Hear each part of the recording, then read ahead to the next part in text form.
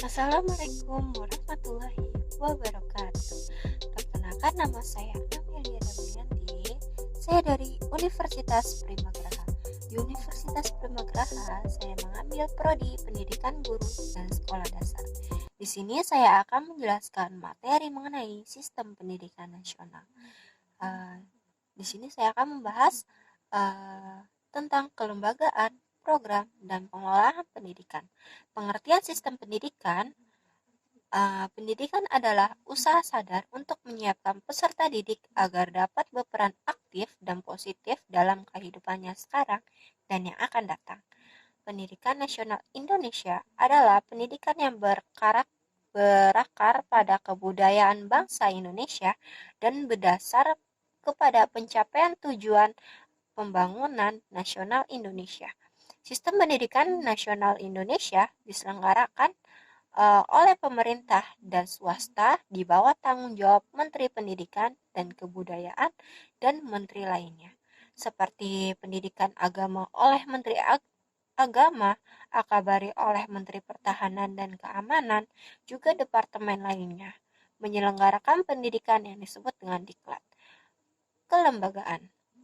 Pembahasan selanjutnya dibatasi pada penyelenggaraan pendidikan dan kebudayaan.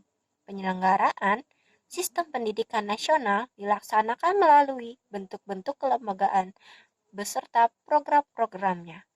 Butir-butir berikut ini akan membahas kedua hal tersebut. Yang pertama, ada kelembagaan pendidikan. Pendidikan nasional dilaksanakan melalui lembaga-lembaga pendidikan, baik dalam bentuk sekolah maupun dalam bentuk kelompok belajar. Berdasarkan UUD RI nomor 2 tahun 1989 tentang Sistem Pendidikan Nasional. Kelembagaan pendidikan dapat dilihat dari segi jalur pendidikan dan program serta pengolahan pendidikan. Selanjutnya ada jalur pendidikan. Penyelenggaraan Sikdiknas dilaksanakan melalui dua jalur, yaitu jalur pendidikan sekolah dan jalur pendidikan luar sekolah yang sering disingkat dengan PLS. Yang pertama ada jalur pendidikan sekolah.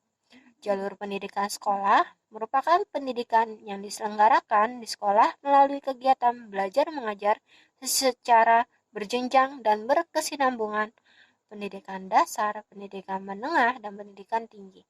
Sifatnya formal, diatur berdasarkan ketentuan-ketentuan pemerintah, dan mempunyai keseragaman pola yang bersifat nasional. Selanjutnya ada jalur pendidikan luar sekolah. Jalur pendidikan luar sekolah atau PLS merupakan pendidikan yang bersifat kemasyarakatan yang diselenggarakan di luar sekolah melalui kegiatan belajar, mengajar yang tidak berjenjang dan tidak berkesinambungan, seperti kepramukaan, berbagai kursus, dan lain-lain. Pendidikan luar sekolah sifatnya tidak formal, dalam arti tidak ada keseragaman pola yang bersifat nasional. Selanjutnya ada jenjang pendidikan dasar. Pendidikan dasar diselenggarakan untuk memberikan bekal dasar yang diperlukan untuk hidup dalam masyarakat berupa pengembangan sikap, pengetahuan, dan keterampilan dasar. Berfungsi mempersiapkan peserta didik yang memenuhi persyaratan untuk mengikuti pendidikan menengah. Yang kedua ada jenjang pendidikan menengah. Pendidikan menengah yang lamanya 3 tahun sesudah pendidikan dasar diselenggarakan di SLTA, Sekolah Lanjut Tingkat Atas, atau satuan pendidikan yang sederajat, berfungsi sebagai lanjutan dan perluas pendidikan dasar, dan dalam hubungan ke atas mempersiapkan peserta didik untuk mengikuti pendidikan tinggi atau memasuki lapangan pekerjaan. Selanjutnya ada jenjang pendidikan. Jenjang pendidikan adalah suatu tahap dalam pendidikan berkelanjutan yang ditetapkan berdasarkan tingkat perkembangan peserta didik serta keluasan dan kedalaman bahan pengajar. UUD RI nomor 2 tahun 1989 bab 1 pasal 1 ayat 5.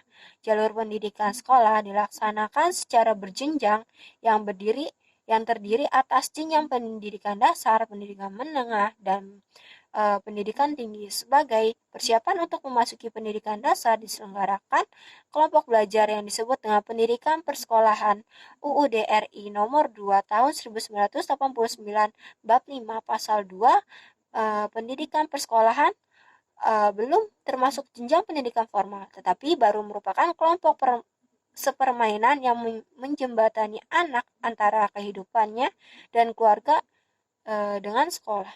Selanjutnya yang ketiga ada jenjang pendidikan tinggi. Satuan pendidikan yang menyelenggarakan pendidikan tinggi disebut perguruan tinggi yang dapat berbentuk akademik, politeknik, dan sekolah tinggi, institut, dan universitas. Yang pertama ada akademik, merupakan perguruan tinggi yang menyelenggarakan pendidikan terapan dalam satu cabang atau sebagian cabang ilmu, pengetahuan, teknologi, dan kesenian tertentu. Yang kedua ada politeknik tinggi, merupakan perguruan tinggi yang menyelenggarakan pendidikan terapan dalam sejumlah bidang pengetahuan kursus. Yang ketiga ada sekolah tinggi, ialah perguruan tinggi yang menyelenggarakan pendidikan akademik dan atau profesional dalam suatu disiplin ilmu atau bidang tertentu. Yang keempat ada institut, ialah perguruan tinggi yang terdiri atas sejumlah fakultas yang menyelenggarakan pendidikan akademik dan atau profesional dalam sekelompok disiplin ilmu yang sejenis. Yang terakhir ada universitas, ialah perguruan yang terdiri atas sejumlah fakultas yang menyelenggarakan pendidikan akademik dan atau profesional dalam sejumlah disiplin ilmu. Pendidikan yang bersifat akademik dan pendidikan profesional memusatkan perhatian terutama pada usaha, penerusan, pelestarian, dan pengembangan peradaban ilmu dan teknologi. Sedangkan pendidikan yang bersifat profesional memusatkan perhatian pada usaha pengelola peradaban serta penerapan ilmu teknologi dalam rangka pengembangan diri bangsa dan negara. Selanjutnya ada program dan pengolahan pendidikan. Jenis program pendidikan. Jenis pendidikan adalah pendidikan yang dikelompokkan sesuai dengan sifat dan kekhususan tujuannya, yaitu UU DRI nomor 2 tahun 1989 bab 1 pasal 1 ayat 4 nomor 2 tahun 1989. Program pendidikan yang termasuk jalur pendidikan sekolah terdiri atas pendidikan umum, pendidikan kejuruan, dan pendidikan lainnya. Yang pertama ada pendidikan umum, yang kedua pendidikan kejuruan, yang ketiga ada pendidikan luar biasa, yang keempat ada pendidikan kedinasan, yang kelima ada pendidikan keagamaan. Selanjutnya ada kurikulum program pendidikan. Konsep sistem pendidikan nasional direalisir melalui kurikulum. Kurikulum berdasarkan bekal pengetahuan, sikap, dan keterampilan kepada peserta didik.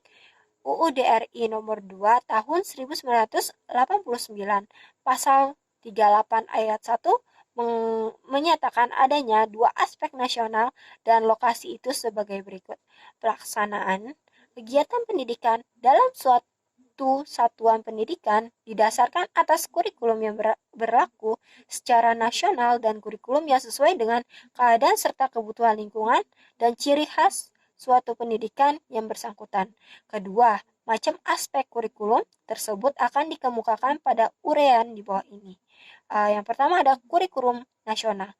Tujuan pendidikan nasional dinyatakan dalam UU DRI nomor 2 tahun 1989 pasal 3, yaitu terwujudnya bangsa yang cerdas, manusia yang utuh, beriman, dan bertakwa kepada Tuhan Yang Maha Esa. Yang ketiga ada budi pekerti luhur, yang keempat ada terampil dan berpengetahuan, yang kelima ada sehat jasmani dan rohani, yang keenam ada berkepribadian yang mantap dan mandir. Selanjutnya ada bertanggung jawab kepada masyarakat dan kebangsaan. Masing-masing satuan pendidikan menurut jalur, jenjang, dan jenis mempunyai tugas untuk mencapai tujuan nasional tersebut. Di samping tujuan institusional yang diemban oleh masing-masing satuan pendidikan. Yang kedua, kurikulum muatan lokal. Latar belakang. Kenyataan menunjukkan bahwa setiap daerah di wilayah tanah air Indonesia memiliki ciri khas mengenai adat istiadat, tata cara, dan tata krama pergaulan, kesenian, bahasa, lisan maupun tulisan, kerajinan, dan nilai-nilai kehidupannya masing-masing. Selanjutnya ada pengertian muatan lokal. Muatan lokal adalah program pendidikan yang mengisi dan media penyampaiannya dikaitkan dengan lingkungan alam, lingkungan sosial, dan lingkungan kebudayaan, serta kebutuhan daerah. Selanjutnya ada tujuan muatan lokal. Tujuan dilaksanakannya muatan lokal dalam kurikulum SD dapat dilihat dari segi kepentingan nasional dan kepentingan peserta didik dalam hubungannya dengan kepentingan nasional. Muatan lokal dapat yang pertama ada melestarikan dan mengembangkan kebudayaan yang khas daerah. Yang kedua ada mengubah nilai dan sikap masyarakat terhadap lingkungan ke arah yang positif. Selanjutnya upaya pembangunan pendidikan nasional.